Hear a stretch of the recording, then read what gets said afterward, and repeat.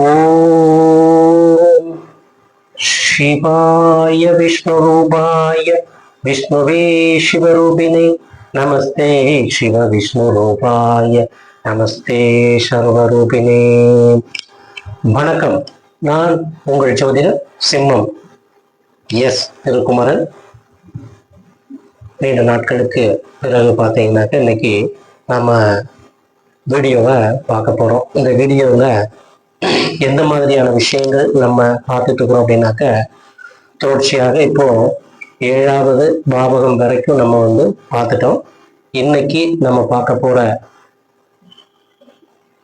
Video என்னன்னு பார்த்தீங்கன்னாக்க, 8வது பாவகத்தை பற்றின விஷயங்களை பற்றி இன்னைக்கு நம்ம பார்க்க போறோம். அப்போ இந்த 8வது பாவகம் அப்படின்னு நம்ம சொல்லக்கூடியது இப்போ காலபுருஷ லக்னமான மேஷத்திற்கு 8வது பாவகம் என்று சொல்லக்கூடியது பார்த்தீங்கன்னாக்க விருச்சிகம்.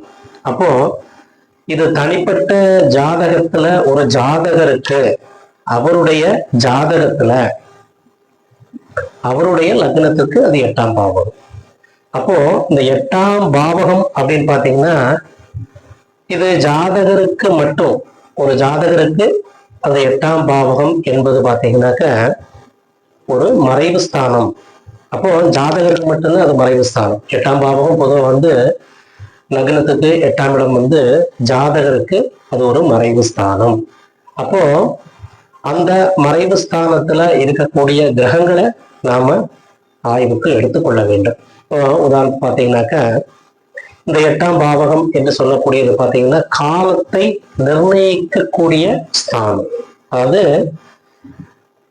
நாம மூச்சுக்காற்று சுவாசிக்கிறோம். இந்த மூச்சுக்காற்று பாத்தீங்கன்னா உற்பத்தி ஆகக்கூடிய மூச்சுக்காற்று நாம சுவாசத்தை உள்ள இழுக்கிறோம். இழுத்து மூலாதாரம் வரைக்கும் கொண்டு போய் அங்க உற்பத்தி பண்ணி கொண்டு வரக்கூடிய ஒரு இடம், சுத்தம் செய்யக்கூடிய ஒரு இடமாகத்தான் அந்த மூலாதார ஸ்தானம் உள்ளது. அந்த மூலாதார ஸ்தானத்தை குறிக்கக்கூடிய பாவகம் 8வது பாவகம். அப்போ இந்த 8வது பாவகம் என்று சொல்லக்கூடிய ஸ்தானத்திற்கு நிறையவே விஷயங்கள் இருக்கு. அந்த விஷயங்கள் எல்லாத்தையும் நாம ஆய்வுல எடுத்து பார்த்துக்கணும். அப்போ இந்த 8ஆம் இடம் சொல்லக்கூடிய பாவகத்தை பொறுத்தளவுல அது பாத்தீங்கன்னாக்க ஜாதகருக்கு அந்த 8ஆம் இடம் சொல்லக்கூடிய இடம் பலவிதமான ஏமாற்றங்களையும் பலவிதமான விபத்துக்களையும் அவருக்கு சோர்வு அசதி போன்ற விஷயங்களையும் நித்திரையை கொடுக்கக்கூடிய பாவகம் தான் அந்த 8வது பாவகம்.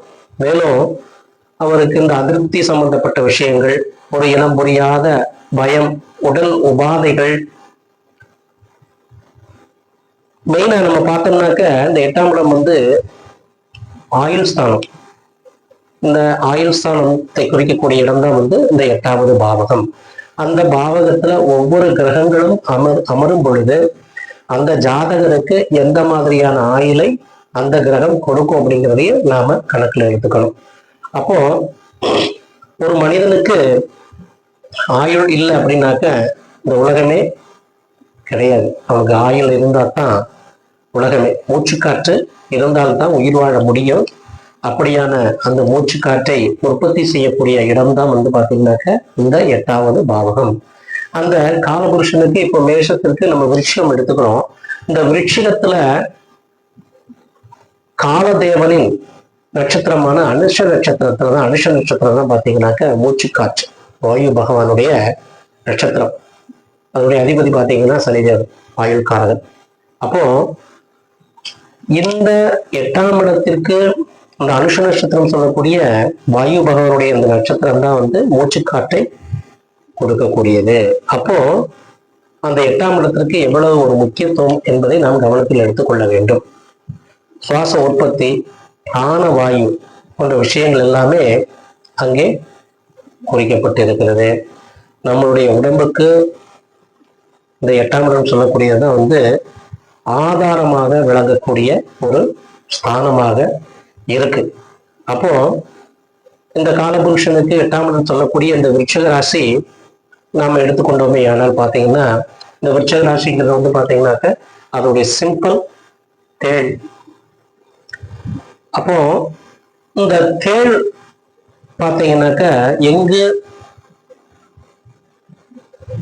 இருக்கு அப்படின்னு நம்ம பார்த்துட்டோம்னாக்க, இப்போ வந்து பசுமாடு, மாடுகளுடைய சாணம், அந்த சாணத்துல இந்த தேள் உற்பத்தி ஆகிறது. அந்த தேள் வந்து பாத்தீங்கன்னாக்க, அந்த சாணம் எப்படிப்பட்டதுனாக்க, சாணம் காய்ந்து காற்றோடு கலக்கக்கூடிய தன்மை உடையதுதான் இந்த சாணத்தினுடைய தன்மை.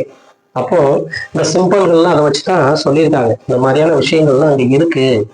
அப்போ இந்த 8ஆம் இடத்திற்கு எப்படிப்பட்ட விஷயங்கள்லாம் அங்கே சொல்லப்பட்டிருக்கு அப்படிங்கிறத நாம எடுத்துக்கலாம்.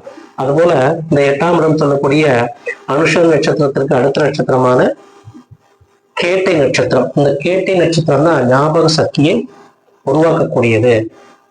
அதாவது தேவேந்திரனுடைய இந்தியத்திற்கு முயன்றல் முக்கியமானது. அதுபோல இந்த வல்லாரை அப்படின்னு சொல்லக்கூடிய அந்த கீரை ஞாபக சக்தியை கொடுக்கக்கூடிய இடமாக இந்த 8ஆம் இடம் இருக்கு. அதுபோல ஆயுள் காப்பீடு போன்ற விஷயங்கள்லாம் இந்த 8ஆம் இடம் சம்பந்தப்பட்ட விஷயங்கள்ல அங்கே வந்துவிடும். காலம் காட்டக்கூடிய கருவிகள், மீட்டர் பாக்ஸ், மீட்டர், வண்டியினுடைய மீட்டர்கள், அப்புறம் வண்டியினுடைய சீற்று, கவர், அந்த விஷயங்கள் எல்லாமே வந்து இந்த 8ஆம் இடத்தை குறிக்கக்கூடிய இடம். அதுபோக இடம் ஊருன்னு சொல்ல போனோம்னாக்க, விருச்சிக ராசிக்கு இந்தியாவுடைய மேற்படம் எடுத்து பார்த்துட்டோம்னாக்க, விருச்சிக ராசிக்கு அஸ்னாபுரம், அந்த மாதிரி விஷயங்கள்லாம் அங்கே சொல்லப்பட்டிருக்கு. குருஷேத்திரம், இந்திரபிரஸ்தம், அந்த மாதிரி விஷயங்கள் எல்லாமே அங்கே சொல்லப்பட்டிருக்கு.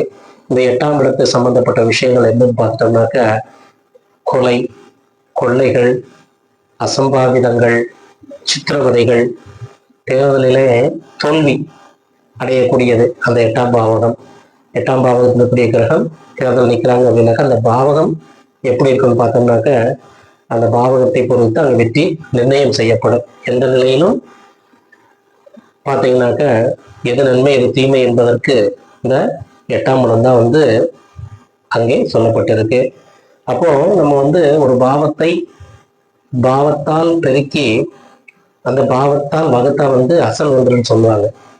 அப்போ அந்த 8ஆம் இடம் இது சம்பந்தப்பட்ட விஷயங்களே அங்கே சொல்லுது. ராசியினுடைய குணம், பாவக குணம், இதெல்லாம் வச்சுதான் நம்ம வந்து ராசி, பாவக குணம், நட்சத்திரத்தினுடைய குணம், அங்கே இருக்கக்கூடிய அதிதேவதைகள், அதெல்லாம் நம்ம பார்க்கணும். கிரக உராய்வு, கிரக சம்பந்தப்பட்ட விஷயங்கள் எல்லாத்தையுமே நான் ஆய்வில் எடுத்து அந்த 8ஆம் பாகத்தை நான் சொல்ல வேண்டும். அப்போ அந்த 8ஆம் பாகத்துக்கு இவ்வளவு விஷயங்கள் இருக்கு. அந்த விஷயங்கள் எல்லாத்தையும் நம்ம பார்த்துதான் ஒரு ஜாதகருக்கு ஜாதகத்தில் அவருக்கு எந்த மாதிரியான விஷயங்கள் சொல்லப்பட்டிருக்குங்கிறதெல்லாம் நாம எடுக்க முடியும். அவருக்கு ஆயுள் அற்ப ஆயுளா, மத்தியமமான ஆயுளா, நீண்ட ஆயுளா அப்படிங்கிறது எல்லாமே இந்த 8ஆம் இடம் வந்து தீர்மானம் செய்துவிடும்.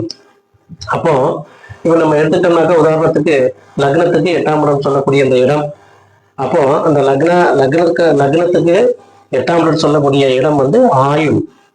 அதற்கு அடுத்தால் போர் இருக்கக்கூடிய இடம் வந்து பாத்தீங்கன்னாக்க குடும்பத்துல மகன் இருக்கிறான் என்றால், மகனோ மகளோ இருக்கிறார்கள் என்றால், இப்போ மகனுக்கு அந்த வீடு பார்த்தீங்கன்னாக்க 7வது வீடாக வந்துவிடும். மகனுக்கு அது 7வது மனைவி ஸ்தானமாக, மகனுடைய மனைவி ஸ்தானமாக அது வந்துவிடும். அதுபோல இப்போ லக்னத்துக்கு இப்போ விருச்சிக ராசிக்கு நம்ம எடுத்துக்கொண்டோமே, ஆனால் விருச்சிகத்திற்கு 2ஆம் இடம் வந்து தனுசு. இந்த தனுசு வீட்டிற்கு இந்த 8ஆம் இடம் என்பது பார்த்தீங்கன்னாக்க குடும்பத்தில் இருக்கக்கூடிய மகனுக்கு இது மனைவி வீடாக அமைந்துவிடும். அதுபோல 3வது இடமாகிய இளைய சகோதரன் அப்படின்னு சொல்லக்கூடிய இந்த ஜாதகருக்கு, விருச்சிக ராசியில் இருக்கக்கூடிய, விருச்சிக லக்னத்தில் இருக்கக்கூடிய இந்த ராசி நட்சத்திரக்காரருக்கு இருக்கக்கூடிய இளைய சகோதரனுக்கு இந்த வீடு வந்து பாத்தீங்கன்னாக்கா 6ஆம் இடமாக வந்துடும். நோய் எதிரி ஸ்தானம், தொல்லைகள் தரக்கூடிய ஸ்தானமாக அங்கே அது வந்துவிடும். அதுபோல தாயார், இந்த விருச்சிக லக்னக்காரருக்கு 4ஆம் இடம் சொல்லக்கூடிய தாயார் சுகஸ்தானம். அப்போ இந்த தாயார் சுகஸ்தானம் சொல்லக்கூடிய தாயாருக்கு இந்த இடம் புத்திரஸ்தானமாக வந்துவிடும். அப்போ ஒவ்வொரு பாவகங்களுக்கும் இந்த இடம் எப்படி சொல்லப்பட்டிருக்குங்கிறதையும் நாம எடுத்து பார்க்கணும். அதுபோல 5ஆம் இடம் சொல்லக்கூடிய புத்திரக்காரர்களுக்கு செல்வத்தையும், வீடு வசதி, வண்டி வாகனங்கள் சம்பந்தப்பட்ட விஷயங்களை சொல்லக்கூடிய பாவகம் இந்த ஜாதகருக்கு 8ஆம் பாவகம். அப்போ இந்த ஜாதகருடைய குழந்தைகளுக்கு வீடு, வண்டி, வாகனங்கள் எப்படிப்பட்ட வாகனங்கள்லாம் அமையும் அப்படின்ட்டு தீர்மானிக்கக்கூடிய இடம் வந்து இந்த 8ஆம் இடமாக அமையும். அதுபோல ஜாதகருடைய தாய் மாமா சம்பந்தப்பட்ட விஷயங்களுக்கு இங்கே 6ஆம் இடம் தொழில் செய்யக்கூடிய பாவகத்திற்கு இந்த 8ஆம் இடம் வந்து வெற்றியை தரக்கூடிய பாவமாக இங்கே அமர்ந்துவிடும். அதுபோல இந்த ஜாதகருக்கு 7ஆம் இடம் சொல்லக்கூடிய மனைவி ஸ்தானத்துக்கு இது தன பாக்கியம் வருமானம் சம்பந்தப்பட்ட குடும்பஸ்தானமாக இது அமர்ந்துவிடும். இந்த ஜாதகருக்கு இது ஆயுள் ஸ்தானமாக அமர்ந்துவிடும். ஜாதகருடைய தந்தைக்கு இது விரயஸ்தானமாக அது அமைந்துவிடும். அதாவது எப்படின்னு கேட்டீங்கன்னாக்க, இப்ப விருச்சிகராசி விருச்சிக லக்னக்காரர்களுக்கு 9ஆம் இடம் என்பது பாத்தீங்கன்னாக்க தந்தை சுகஸ்தானம். அப்போ தந்தை சுகஸ்தானம் என்று சொல்லக்கூடிய இந்த வீட்டிற்கு 8ஆம் இடம் வந்து விரயஸ்தானமாக வந்துவிடும். அப்போ அவர் சொத்து பத்துக்கள் இந்த மாதிரி விஷயங்கள் எல்லாத்துலயுமே வந்து இங்கே நாம சொல்லப்பட்டிருக்கக்கூடிய இடங்களுக்கு நாம, அதாவது புத்தகங்களுக்கு இது சொத்து சம்பந்தப்பட்ட விஷயங்கள், வீடு வண்டி வாகனங்கள் போன்றவைகள் சம்பந்தப்பட்ட இடமாக இது அமைந்து விடுகிறது. அதுபோல பாத்தீங்கன்னாக்க ஜாதகருடைய தந்தைக்கு இது விரயஸ்தானமாக இங்கே அமைந்துவிடும். அதுபோல இந்த ஜாதகருக்கு கர்மஸ்தானம், இந்த கர்மஸ்தானம் தொழில் கர்மஸ்தானம் சொல்லக்கூடிய வருமானம் சம்பந்தப்பட்ட விஷயங்களுக்கு இது லாபஸ்தானமாக அமைந்துவிடும். அப்போ இந்த ஜாதகருக்கு இந்த 8ஆம் இடம் நன்றாக அமைந்து கிடைக்குமேயானால் அவருக்கு லாபகரமான அவர் செய்யக்கூடிய தொழிலாக இருக்கட்டும், செய்யக்கூடிய வேலையாக இருக்கட்டும், சம்பந்தப்பட்ட விஷயங்களுக்கு இது வருமானத்தை தரக்கூடிய லாபத்தை தரக்கூடிய இடமாக இந்த 8ஆம் இடம் அமைந்துவிடும். அதுபோல மூத்த சகோதரர்கள் சகோதரிகள் ஸ்தானத்திற்கு இது கர்மஸ்தானமாக அமைந்துவிடும். அவர்களுக்கு தொழில் கர்மம் ஸ்தானமாக இந்த 8ஆம் இடம் அமைந்துவிடும். அதுபோல ஜாதகருக்கு விரயஸ்தானம் அப்படின்னு சொல்லக்கூடிய இந்த 12ஆம் வீட்டிற்கு பாத்தீங்கன்னாக்க இது பாக்கியஸ்தானமாக 9ஆம் இடம் பாத்தீங்கன்னாக்க இந்த இடத்துக்கு இந்த இடம் 9ஆம் இடமாக பாக்கியஸ்தானமாக அது அமைந்துவிடும். இது போல ஒவ்வொரு பாவகங்களுக்கும் அந்த பாவகத்திலிருந்து அந்த 8ஆம் இடம் எப்படி இருக்கு, அந்த 8ஆம் இடத்தில் இருக்கக்கூடிய கிரகங்கள் எப்படி இருக்கு, அந்த கிரகங்கள் எப்படி பார்வை செய்கிறது, அந்த பார்வை எப்படி இருக்கு, உராய்வுகள் எப்படி இருக்கு, வர்க்க அந்த கேந்திரங்கள் திரிகோணங்கள் இதை எல்லாமே நம்ம ஆராய்ந்துதான் ஒரு ஜாதகருக்கு நாம பார்க்க வேண்டும். அப்போ அந்த 8ஆம் இடத்தில் சொல்லப்பட்டிருக்கின்ற விஷயங்களை நம்ம கூர்ந்து கவனிச்சுதான் அதை சொல்லலாம். அப்போ அந்த ஜாதகருக்கு